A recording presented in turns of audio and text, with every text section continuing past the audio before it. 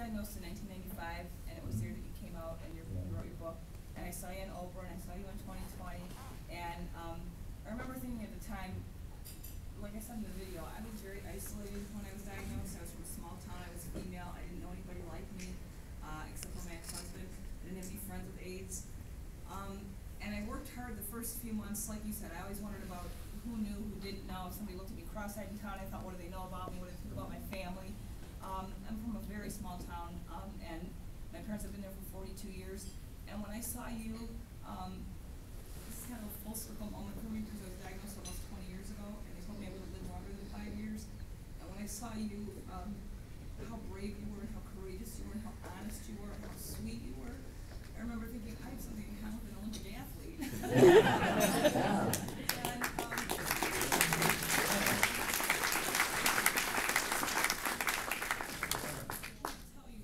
it was hard in the beginning to not buy into, to perpetuate the stereotype that I had something to be ashamed of.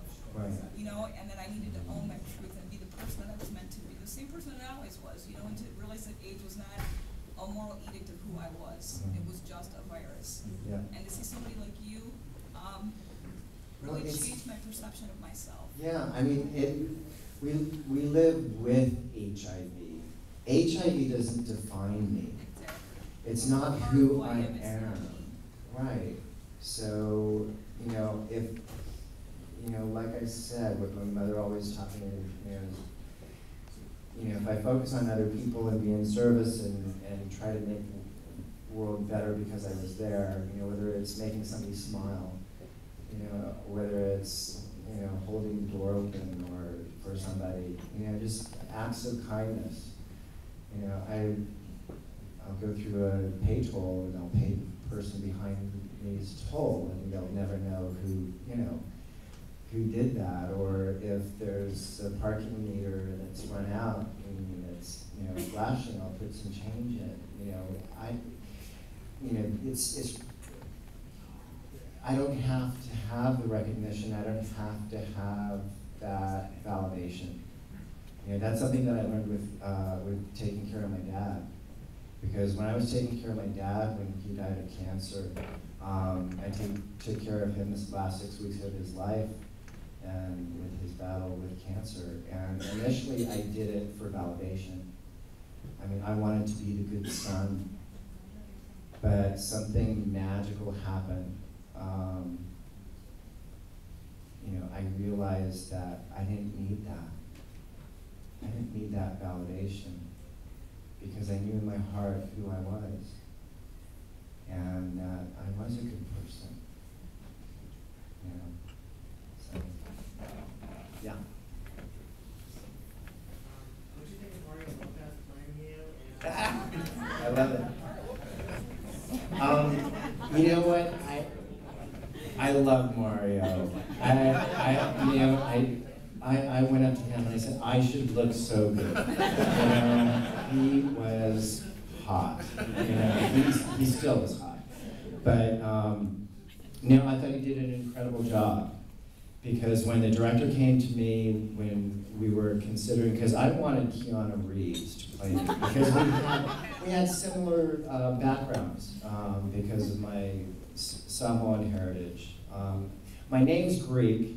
I spent my first 9 months in foster care. Was adopted by a Greek father, Scotch-Irish mother, but I was raised in a Greek church. So, but my natural father is Samoan. My natural mother was Northern European. So, and Keanu has that Islander mix. But anyway, and then when the director said, well, what do you think about Mario Lopez? And I said, Slayer? I don't know about that. Yeah, but he really did an incredible job as far as acting part. Of course, I did the diving, and so I got to body double Mario Lopez. I was Mario Lopez's body double. How cool is that? But I was pleased. What would you say to the younger generation who forget about because it has been forgotten by the younger generation. Yeah. You know what? It's really hard to get through to the younger generation because you know what I found in learning, you know, whether it be about a disease or any type of information, the reason why people remember me hitting my head in '88. I remember that. I know, everybody remembers that. To this day, they say, "How's your head?" You know? So, you know, but if you have some type of visceral response to something, then it really kind of locks that idea in, that thought. And awareness really locks it in. And I think that's been locked in for a lot of us of the older generation because of all of the loss. You know, because it was very emotional. It was a very visceral response. It's hard to get through to these kids because they have not experienced that loss. So you really, you can't really blame the kids, you know, but how do we get that idea and that thought process, you know, over to them?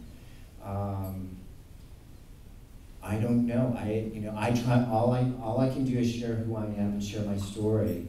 You know, and I go and when I go to colleges, I have to tell them, I have to educate them who the heck I am. It's like because generally if you were under 27, you didn't know who the heck Greg Louganis was. So you know, I had a cutoff age. Unless you were in diving, maybe you might have looked me up on YouTube. You know, so but you know, hopefully that'll change a bit in the next year or so. But I don't know the answer to that. Yeah. I used the phrase back in the day loosely, but during those years, if you were diagnosed with HIV, it was an automatic death sentence. Yet here you are. Do you think that you will live rather to see a HIV-free generation? I think there's still so much stigma surrounding the virus. And this is, I'm talking on a global level. I mean, what's happening in Russia right now with the suppression of just sexuality, you know, in Russia, just basically in general.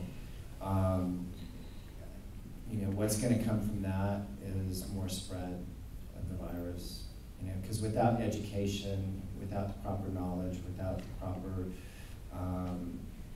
you know, tests, medications, treatments, you know, it'll continue to spread. You know, same thing in Africa. I mean, it's so disturbing to hear the reports of what's happening in Uganda and other parts of the world.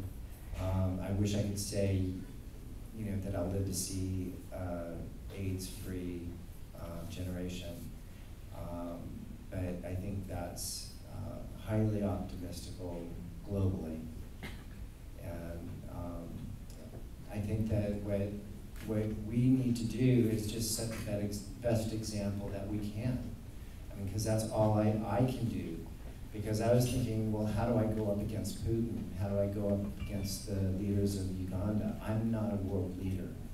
I'm just me. I'm just a person. But I can share and share and share and share and share who I am and be my authentic self and just be who I am. You know, I'm a walking propaganda. You know, I don't have to even say anything. Greg Louganis, HIV, gay. Champion. Okay. You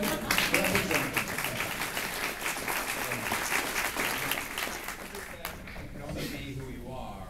You did a fantastic role in your guest shot on Portlandia. Oh, thank you. That was so much Are there any fun. more guest Greg Louganis roles coming? Yes, there are, and I can't talk about it. There's something coming up next If you year. tell us, we'll don't. Be on the lookout. What's that? Oh, you know what? There is a documentary, Back on Board, the Greg Louganis story, and it's a legitimate documentary.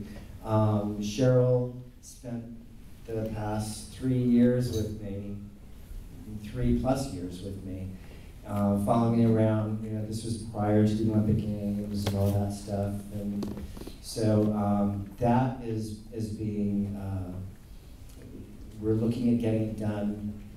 They're still raising money for the final edit because we still need the graphics and the music to be laid into the finished product. But I was able to see a rough cut of the film in New York when I was in New York for the Westminster Kennel Club Dog Show, commentating for the dog agility. So I was expert commentator for dog agility. So I mean, I'm kind of, I mean, I have a very varied life. You know, dogs, dog training, dog agility, and then diving and dance and theater and all this other stuff. So films, TV. So, but we're working on the documentary Back on Board. So look for that. And if you go online, you can take a look at the trailer, and I think they still need a little bit more support. So feel free. And, yeah. So hopefully that'll come together quickly.